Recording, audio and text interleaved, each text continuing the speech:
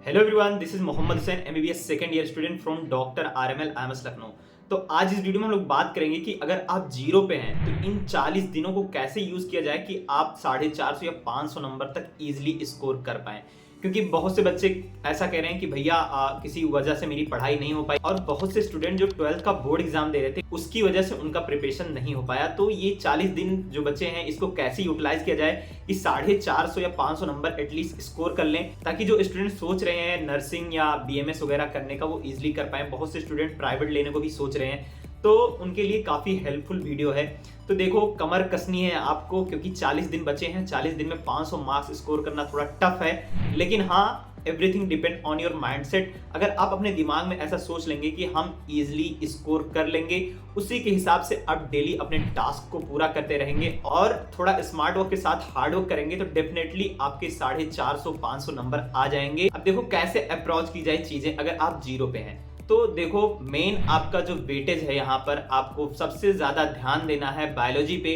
अगर सोचिए आप 310-320 नंबर बायोलॉजी पे ले आ रहे हैं तो बहुत ही आसान होगा आपके लिए स्कोर करना 500 नंबर, क्योंकि उन दोनों सब्जेक्ट में अगर आपके 200 नंबर भी आ जा रहे हैं तो आप आराम से गेन कर लेंगे। आपका टारगेट जो है 500 मार्क्स आप इजीली अचीव कर लेंगे। ठीक है, इसके लिए आपको क्या करना पड़ेगा, आपके 10 से 12 घंटे जो आपने पढ़ाई का शेड्यूल रखा है उसमें से 5-6 घंटे आपको एटलीस्ट बायोलॉजी को देना होगा, और डेली 2 से 3 चैप्टर करना होगा अलॉन्ग विथ क्वेश्चन प्रैक्टिस बहुत जरूरी है, और प्रीवियस ईयर क्वेश्चन भी लगाने हैं, तभी आपको आइडिया होगा कि कहां से किस टॉपिक से क्वेश्चन पूछ रहा है। उससे ये मालूम चलेगा कि किस तरह से पेपर बना रहा, किस तरह का क्वेश्चन आ रहा। स्मार्ट वर्क क्या करना है इसमें कि बायोलॉजी में तो इतना सारा चैप्टर है, तो उसमें क्या करना है, जो हाई वेटेज यूनिट है, हाई वेटेज चैप्टर है, उसे सबसे पहले आप कंप्लीट करें और उसे सबसे ज्यादा रिवीजन टाइम भी दें। वीडियो में पूरा बताया हूं बायोलॉजी के हाई वेटेज चैप्टर।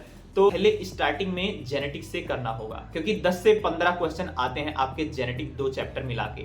तो ऐसे ही दिमाग में आपको चीजें रखनी है कि जो हाई वेटेज चैप्टर है, अगर मैं उसे सबसे पहले कर लूंगा कि 20% मेहनत में 80% रिजल्ट, तो ये चीज आपके ऊपर अप्लाई हो जाएगी और कम समय में आप अच्छा मार्क्स स्कोर कर लेंगे। और साथ में रिवीजन करते हुए चलना है।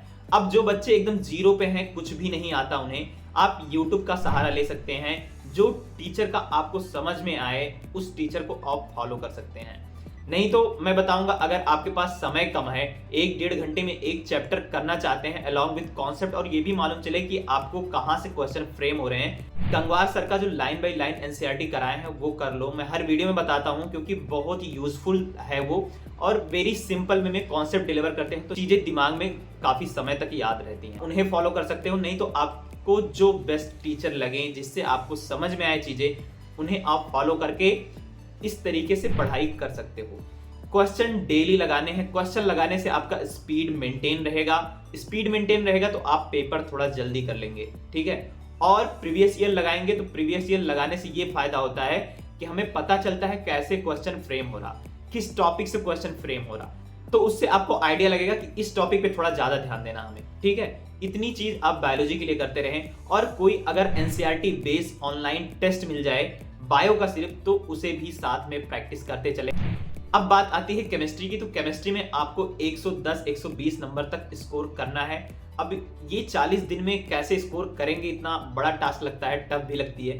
तो देखो, फिजिकल के लिए बताऊं तो जो छोटे चैप्टर हैं इजी वाले, सिर्फ फॉर्मूला बेस पे, जैसे एटॉमिक स्ट्रक्चर हो गया, मोल कॉन्सेप्ट, तो आपको करना ही पड़ेगा क्योंकि वो 2-3 चैप्टर का बेसिक बनाता है, तो उससे रिलेटेड क्वेश्चन भी आते हैं, तो आप इजिली कर लेंगे।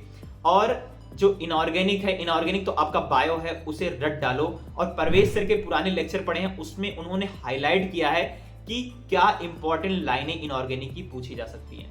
तो परवेज सर का लेक्चर आप देख सकते हो, न्यू लाइट के हैं वो, आप सर्च करेंगे यूट्यूब पे आ जाएगा उनका पूरा प्लेलिस्ट। तो वहां से आपको क्या रहेगा ना कि एक शॉर्ट तरीका मिल जाएगा कि हाँ, हमें पूरी इनऑर्गेनिक पढ़नी नहीं है, जो इंपॉर्टेंट पॉइंट्स हैं उसे ही रट लेंगे, तो आपके क्वेश्चन मिल जाएंगे उसी में से। इसमें अगर आपको क्या सॉल्व करना है, एनसीईआरटी एग्जाम्पलर लगा लेना और इंटेक्स क्वेश्चन, और ज्यादा अगर मन करे तो 10 साल के प्रीवियस ईयर क्वेश्चन लगा लेना। क्योंकि समय बहुत कम है तो इतना नहीं कर पाओगे, तो मैं यही कहूंगा कि एनसीईआरटी एग्जाम्पलर, इंटेक्स क्वेश्चन, इन दोनों को तो कंपलसरी लगाना है, क्योंकि ये क्वेश्चन जो है ना, ये हूबहू आपके एग्जाम में डायरेक्ट आ जाते हैं।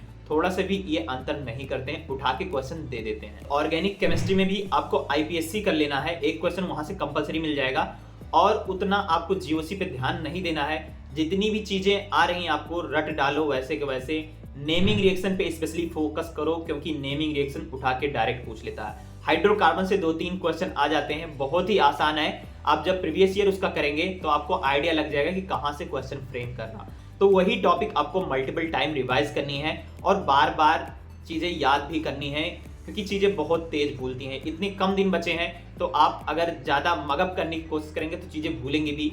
फिजिकल में आपको जैसे मैं बताया हूं कि मोल कॉन्सेप्ट और एटॉमिक स्ट्रक्चर कर लेना है, और जो आपको लगे कि हाँ मुझे ये चैप्टर थोड़ा बहुत आइडिया है, आता है, वो कर लें। और इसमें भी ज्यादा क्वेश्चन मत लगाना, क्योंकि टाइम बहुत कम है। तो चीजें वेरिएंट लगाना, वेरिएंट क्वेश्चन, अलग अलग क्वेश्चन लगाना। अगर आपको नहीं आ रही चीजें तो आप किसी को भी यूट्यूब पे फॉलो कर सकते हो, जिससे आपको समझ में आए चीजें, ठीक है। तो इतना आपको करना है केमिस्ट्री के लिए। बात रही फिजिक्स की, तो फिजिक्स में आपको उतना नहीं करना है। मैं इस वीडियो में बताया हूँ हाई वेटेज जो चैप्टर है फिजिक्स के और फॉर्मूला बेस्ड जो क्वेश्चन आते हैं, उन सब चैप्टर को आपको करने हैं बस। जो हाई वेटेज है जैसे कि मॉडर्न हो गया, आपका यूनिट एंड मेजरमेंट जो है 2 क्वेश्चन आते हैं वहां से, फॉर्मूला बेस्ड क्वेश्चन होता है बस। अगर आप एटॉमिक स्ट्रक्चर केमिस्ट्री का कर लिए तो आप फिजिक्स वाला भी आपका लगभग तैयारी हो जाएगा, क्योंकि सिमिलर है। तो ऐसे ही आपको थोड़ा दिमाग लगाना पड़ेगा और स्मार्ट वर्क करना पड़ेगा, थोड़ा मेहनत करनी पड़ेगी, क्योंकि समय कम बचा है। तो बिना मेहनत के कुछ होने वाला नहीं है।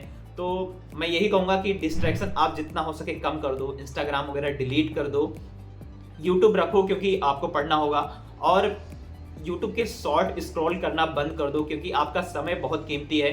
अगर आप ये 40 दिन 10-12 घंटा नहीं पढ़ सकते तो आप कैसे मरीज ट्रीट करेंगे, क्योंकि बहुत हैक्टिक लाइफ होता है एमबीबीएस का। तो हर एक चीज आपको ध्यान में रख के चलना है, गलती थोड़ी सी भी नहीं करनी है। इन दिनों में आपको संभल के रहना है और अच्छे से मेहनत करनी है।